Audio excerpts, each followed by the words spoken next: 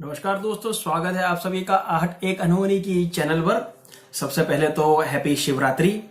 और आगे बढ़ाते हैं कहानी को। कल की डेट में आप लोगों ने सुना था कि कैसे सबसे पहले एक बच्ची जो प्यार में पागलपन की वजह से स्कूल की 7वीं मंजिल से कूद गई, उसके बाद में दूसरी भी एक बच्ची उसके कुछ समय के बाद में 7वीं मंजिल से नीचे गिर गई, और अंत में एक 5वीं क्लास में पढ़ने वाली बच्ची जो वॉशरूम में फंसी रही, और जब स्कूल 1.5-2 महीने के बाद में खुला तब उसकी डेड बॉडी मिली।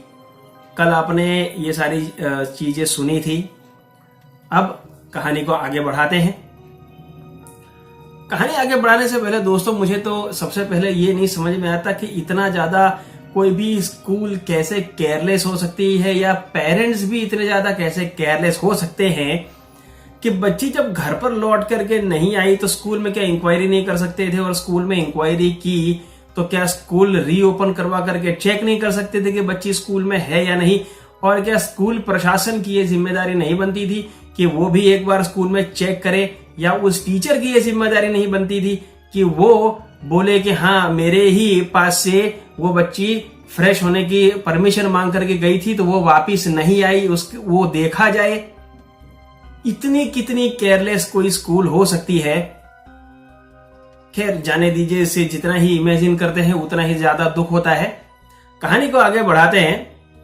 जब स्कूल रीओपन हुआ और देखा गया कि स्कूल में बहुत ज्यादा बदबू आ रही थी, और पुलिस आई, पुलिस ने वहां से डेड बॉडी रिकवर की, और उन्होंने जब सारी तहकीकात की तो उन्होंने ये भी देखा कि बच्ची ने किस तरीके से वहां से बचने के लिए, अपने आप को बचाने के लिए किस तरीके से दरवाजे में भी बहुत सारे नाखून मारे थे, और अपने आप को बचाने की कोशिश की थी भी, कैसे भी करके वहां से दरवाजा खोले उसको, या कोई आकर के सुने उसको खोले, या खुद उसको तोड़ के निकले, लेकिन वो बेचारी नहीं निकल पाई। और अब कहानी आगे बढ़ती है।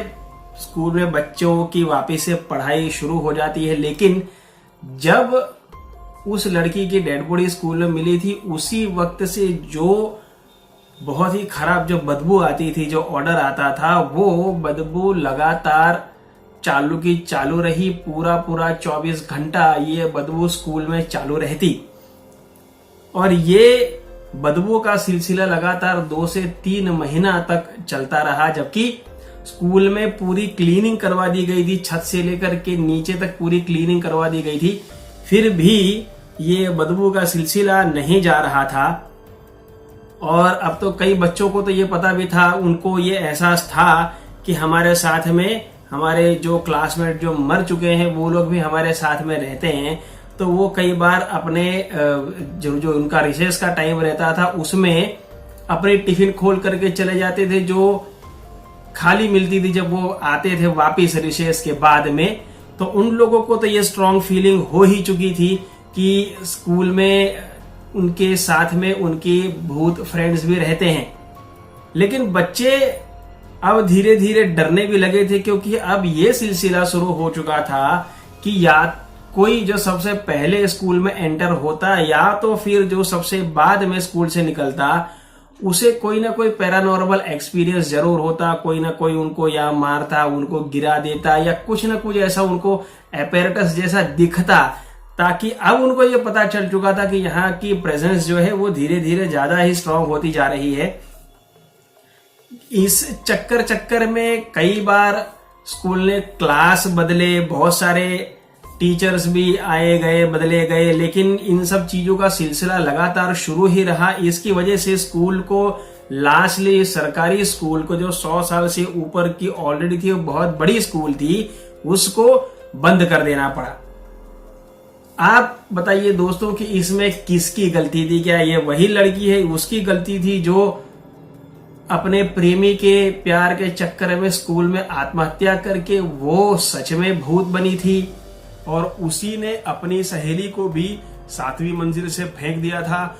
और क्या वही दोनों लड़कियां जो भूत बनी थी वही जिम्मेदार थी इस 5वीं क्लास में पढ़ने वाली बच्ची को मारने के लिए? या तो फिर स्कूल का कोई ऐसा खुराफाती तत्व था जो उस लड़की के मरने के बाद में स्कूल में ये सब नाटक करके स्कूल बंद करवा दिया। आपकी क्या राय है इसके बारे में मुझे कमेंट बॉक्स में जरूर बताइएगा। और अगर आपके पास भी ऐसी कोई कहानी, ऐसा कोई अनुभव है जो आपके साथ में घटा है या आपने कहीं से सुन के रखा है, तो मुझे ईमेल में जरूर भेजिए। मेरा ईमेल डिस्क्रिप्शन बॉक्स में दिया हुआ है। आहट एक अनहोनी की चैनल पर डर का सिलसिला चलता रहेगा। तो मिलते हैं कल एक और नई भूतिया कहानी के साथ। तब तक के लिए धन्यवाद।